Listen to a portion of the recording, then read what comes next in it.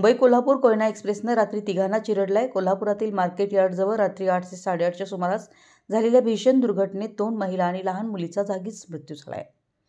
रात्री उशिरापर्यंत मृतांची ओळख पटलेली नव्हती। रुळावरून चालत येत असताना ही घटना घडल्याचं काहींनी सांगितलं। मुंबईहून कोल्हापूरला येणारी कोयना एक्सप्रेस मार्केट यार्डपासून पुढे कोल्हापूर स्थानकाच्या दिशेने येत होती। याचवेळी विक्रमनगरकडून मार्केट यार्डच्या दिशेने या तिघीजणी रुळावरूनच चालत जात होत्या। याचवेळी भरधाव आलेल्या कोयना एक्सप्रेसनं तिघींनाही चिरडलं। या धडकेत एक महिला रुळाच्या एका बाजूला तर दुसरी महिला आणि लहान मुलगी दुसऱ्या बाजूला पडल्या। रेल्वेची जोरदार धडक बसल्यानं 2 महिलांचे चेहरे छिन्नविच्छिन्न झाले तर लहान मुलगीही जागीच ठार झाली। दरम्यान रेल्वे पोलिसांनी आणि शाहूपुरी पोलिसांनी या घटनेची माहिती दिल्यानंतर पोलीस निरीक्षक अजय सिंदकर सहकाऱ्यांसह घटनास्थळी दाखल झाले होते। याबाबतचा अधिक तपास पोलीस करत आहेत। कोल्हापूर प्रतिनिधी मराठी एस न्यूज।